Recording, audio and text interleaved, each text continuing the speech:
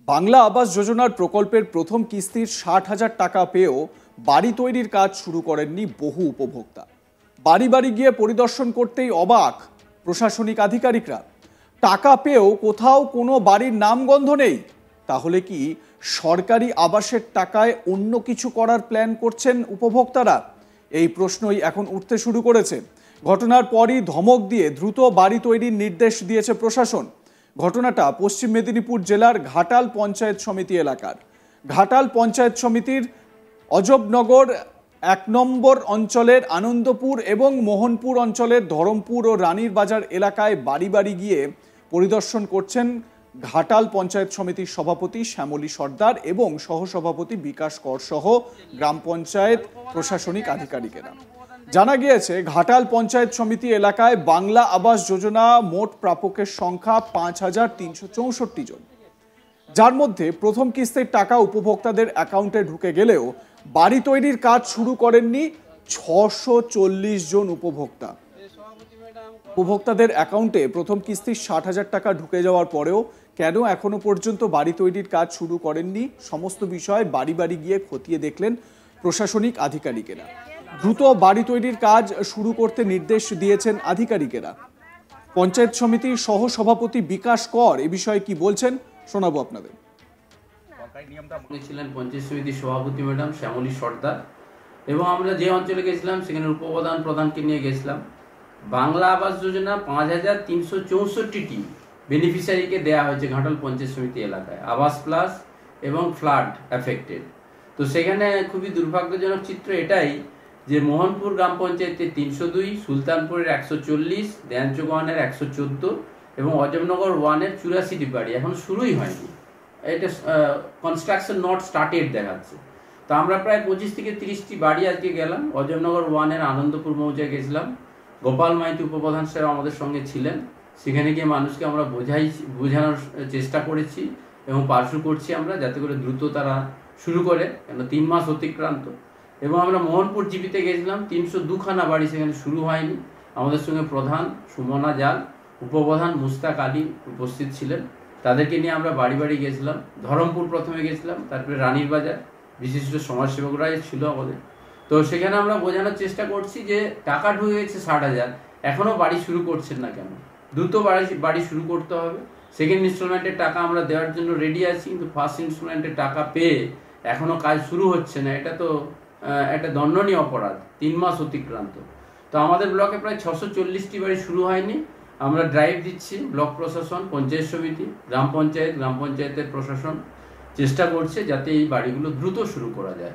তো আমরা চাই, আমরা এই ভিডিও বার্তার মধ্য দিয়ে বলছি যাতে করে দ্রুত এই বাড়িগুলো তারা শুরু করেন। অন্যদিকে পশ্চিম মেদিনীপুর জেলারই ক্ষীরপাই পুরসভার ৯ নম্বর ওয়ার্ডের ঘাটাল চন্দ্রকোনা রাজ্য সড়কের পাশেই গড়ে উঠেছে একটি বড় পেট্রোল পাম্প। আর সেই পেট্রোল পাম্পে রয়েছে একটি আবাস যোজনার বাড়ি। আমি কয়েকদিন আগের ঘটনা আপনাদের বলছি। আবাস যোজনা প্রাপক জ্যোৎস্না পান, তিনি পাম্প মালিক প্রভাত পানের স্ত্রী। আর এতেই শুরু হয়েছে গুঞ্জন। শাসক দলের ভয়ে কেউ কিছু ক্যামেরার সামনে না বললেও বিষয়টি নিয়ে মুখ খুলেছে বিজেপি। তাদের দাবি, পৌর চেয়ারম্যান দুর্গাশঙ্কর পানের ঘনিষ্ঠ হওয়ার জন্য পাম্প মালিক তিনি ব্যবসা থাকতেও পেলেন সরকারি বাড়ি। তবে প্রভাত পানের সাফাই, ওই পেট্রোল পাম্প তার নয়। তিনি বলছেন, আমার মাটির বাড়ি রয়েছে, আমি কলকাতার বাসিন্দা হলেও স্ত্রীর এখানে ভোটার কার্ড রয়েছে, বাড়ি পাওয়ার উপযুক্ত, তাই আমি বাড়ি পেয়েছি। তো প্রভাত পান যিনি ওই ব্যবসায়ী, কিন্তু তারপরেও বাড়ির তালিকায় তার নাম রয়েছে, তিনি কি বলছেন শোনাই আপনাদের। জ্যোৎস্না পান কে হন আপনার? আমার স্ত্রী। আপনি কি করেন? আমি বিজনেস করি। এই ক্ষীরপাই যে পেট্রোল পাম্প, এই তো আপনার? না, আমার না, এটা সিসি পাম্প। এটা আমি একটা পার্সেন্টেজের মালিক। এর সাথেই আপনার একটা আবাস যোজনা বা মানে হাউজিং ফর অলের বাড়ি হয়েছে, যেটা আপনার স্ত্রীর নামে। যেটা স্ত্রীর নামে, সেটা স্ত্রীর নামে ছোটো একটুকু জায়গা আমি তাকে ডোনেট করি, মানে গিফট ডিড করি। সেই জায়গাতে আমার যেহেতু মাটির বাড়ি ছিল, বর্তমানে তাও নেই, আমি বোনের বাড়িতে থাকি, সেহেতু আমার স্ত্রী এখানে একটা আবাস যোজনার বাড়ি পেয়েছে, সেটি করা হয়েছে। আপনি তো কলকাতার বাসিন্দার। কলকাতার বাসিন্দা আমি, কিন্তু আমার স্ত্রীর এখানে ভোটার কার্ড আছে, সব আছে। কারণ আমি সেখানে থাকতাম, আমার স্ত্রীরটা চেঞ্জ করা হয়নি, এখানেই আছে।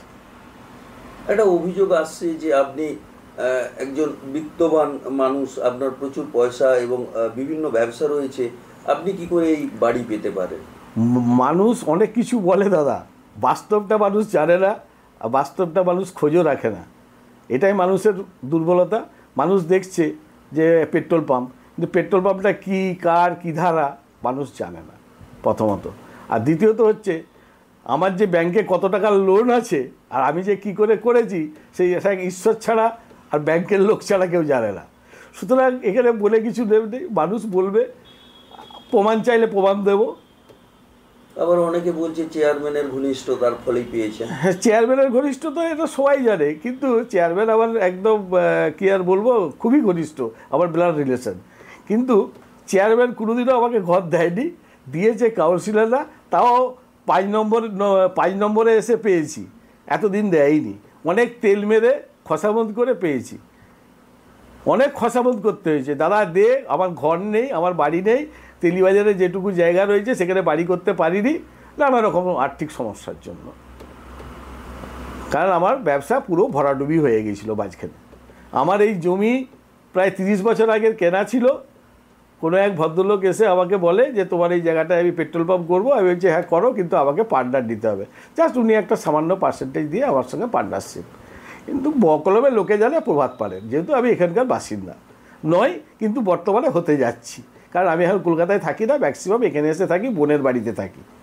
এখনও আজকের দিনেও কথা বলছি, বোনের বাড়িতে সকালবেলা, রাত্রেবেলা ছিল, সকালবেলা টিফিন করে এসে বসেছি। এ তো গেল একটি ঘটনা।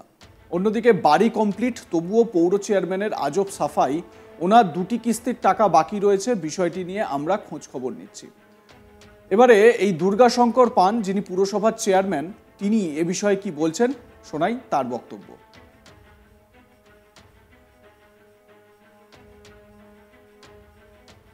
আমাদের বইটা ঠিক নয়। আমরা হাউসিং ফর অলের জন্য আমরা যে অ্যালটমেন্ট পেয়েছিলাম, আমরা 10টা ওয়ার্ডেই সেগুলোকে ডিস্ট্রিবিউশন করে দিয়েছি। এবং আমি খোঁজ নিয়ে জানলাম যে 9 নম্বর ওয়ার্ড থেকে ওর ওই বাড়ি বরাদ্দ হয়েছে। ওর নিজস্ব পুরনো বাড়ি আছে এবং মাটির বাড়ি, সেই বাড়িটাকে ও সংস্কার করবে বলে তখন আপিল করেছিল ওই ওয়ার্ডে। পরবর্তীকালে সেই ওয়ার্ড ওকে একটা বাড়ি অ্যালট করে। আর এই ঘটনার তীব্র বিরোধিতা করেছেন স্থানীয় বিজেপি নেতা কার্তিক সরেন। কি বলেছেন তিনি, শুনব। দেখুন, আমাদের প্রধানমন্ত্রী আবাস যোজনা অ্যাকচুয়ালি গরিব, যে কোনো প্রকল্প গরিব, মধ্যবিত্ত, নিম্ন শ্রেণীর মানুষের জন্যই প্রকল্প চালু হয়, কিন্তু উপভোক্তা পাচ্ছে ধনী ব্যক্তিরা। আর জোসনা যার নাম পান বলছেন, উনি কেন, ওনার মতো অনেক মানুষ ক্ষীরপায়ে হাই সোসাইটি মানুষরা এই আবাস যোজনায় নাম পেয়েছে, বাড়ি পেয়েছে, কমপ্লিট হয়ে বসবাস করছে। এই এখন জানতে পেরেছি ক্ষীরপায়ে পৌরসভা 1100 বাড়ি ক্যান্সেল হয়েছে। লাইক, কমেন্ট, শেয়ার করতে ভুলবেন না। দেখতে থাকুন আজ তাক বাংলা। সাবস্ক্রাইব করুন আমাদের ইউটিউব চ্যানেলটি, বেল আইকন প্রেস করুন নোটিফিকেশন পেতে।